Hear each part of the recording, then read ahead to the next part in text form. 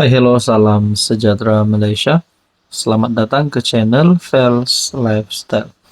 Ini satu lagi maklumat panas yang saya terima, yang saya lihat di dalam satu tulisan ataupun artikel daripada Syabuddin Husin ataupun syabuddin.com. Setelah apa yang berlaku, keputusan selepas Perhimpunan Solidariti Najib. Setelah apa yang berlaku setelah Najib menang rayuan, setelah PAS ataupun kepimpinan pembangkang bersama di dalam Perhimpunan Solidariti ini. Setelah ada gesaan untuk Anwar letak jawatan dan banyak macam lah. Akhirnya ini satu gesaan yang besar.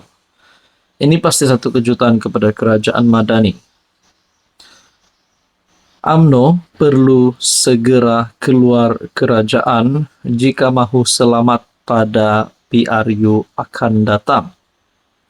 Ini adalah satu perkara yang amat serius dan mungkin menjadi satu turning point untuk kerajaan perpaduan, ataupun mungkin sebenarnya tidak ada apa-apa pun kesan.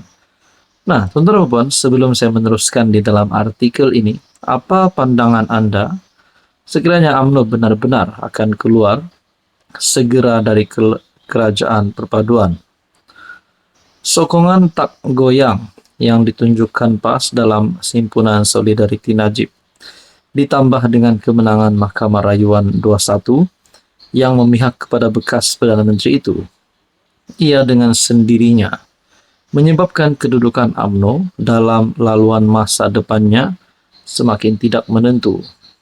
Dengan menarik diri daripada berhimpun untuk membela bekas presidennya itu, UMNO kini dilihat seolah-olah sudah hilang roh perjuangan. Sebab itu, larangan jangan terlibat dalam perhimpunan tidak dipatuhi oleh orang ramai, pemimpin dan ahli UMNO, meski Zahid ada memberi amaran, berani buat berani tanggung kepada mereka yang hadir. Sebahagian penyokong UMNO, khususnya yang setia kepada Najib, mereka kini lebih terhutang budi kepada PAS atas solidariti yang parti itu tunjukkan.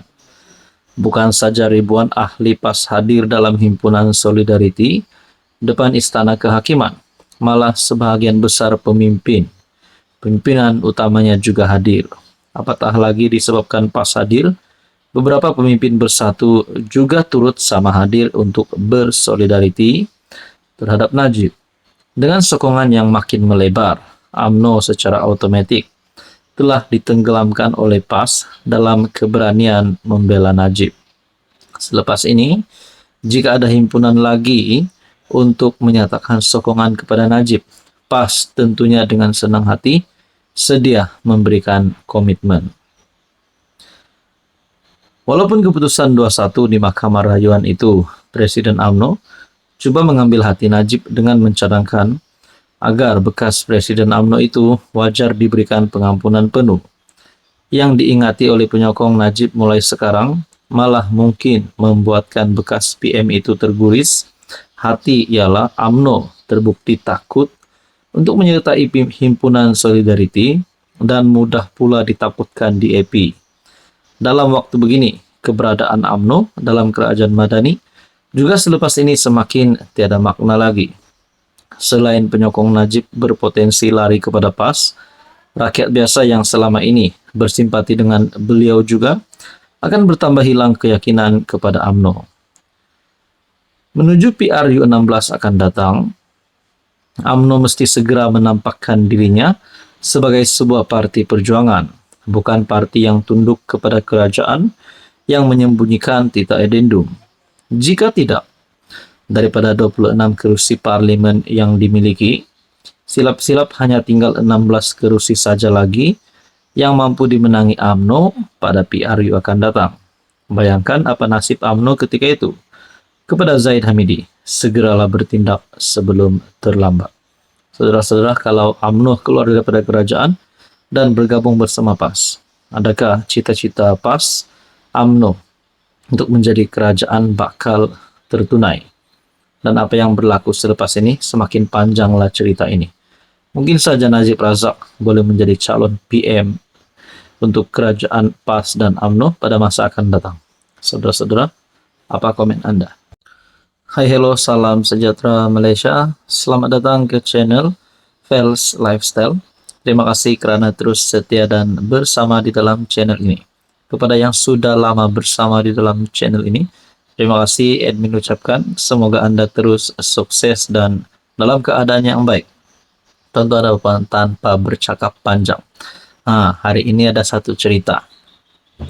Mungkin di kalangan 30 juta lebih rakyat Malaysia tertanya-tanya, apakah orang-orang kenamaan ataupun orang-orang politik, pemimpin politik yang pernah memegang jawatan Perdana Menteri yang ditangkap masuk penjara mempunyai layanan yang spesial ataupun layanan yang istimewa berbanding dengan banduan lain, ataupun mereka sebenarnya menerima layanan yang sama.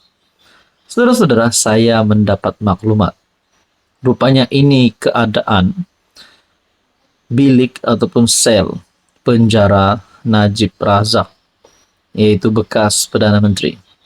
Saya mendapat maklumat ini daripada Kerengga, satu artikel, kerengga.blogspot.com, gigitan kerengga.blogspot.com. Tidak pasti perkara ini sahih, benar atau tidak, tapi saya hanya kongsikan kepada Anda. Jadi kita dengar sahaja. Bekas banduan dakwa sel penjara Najib istimewa dilengkapi komputer. Seorang lelaki mendakwa Najib Razak mendapat layanan istimewa dalam penjara Kajang berbanding banduan lain yang berada di sana.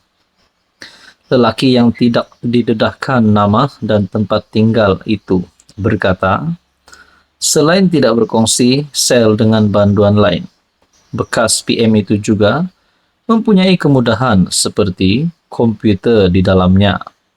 Perkara itu dikongsikan pengguna TikTok Hin Otman ketika bertemu lelaki berkenaan yang merupakan kawan lamanya. Lelaki itu dikatakan baru saja keluar dari penjara selepas menjalani hukuman 4 bulan di penjara Kajang. Penjara Najib lain, dia istimewa, bosku kita panggil. Kalau nampak dia lalu, ramai-ramai panggil bosku. Tempat tinggal dia pun lain dari kita orang. Najib duduk sel sendiri, dalam tu pun tak macam kita orang. Kita orang sel biasa. Macam Najib ni, sel dia ada basikal senam, ada komputer. Lagi special, dia boleh keluar masuk.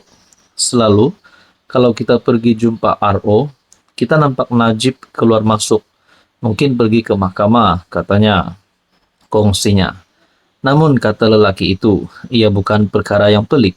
Kerana Najib adalah orang kenamaan. Katanya, hampir.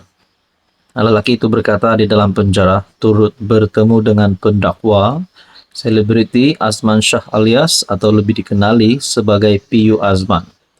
Di sana juga katanya ada banduan yang perlu menjalani hukuman selama 400 tahun. Mungkin detail sampingan ataupun maklumat tambahan di mana katanya ada banduan yang perlu menjalani hukuman selama 400 tahun. Adalah satu keputusan yang pasti menggemparkan ramai. Saudara-saudara, apa komen Anda?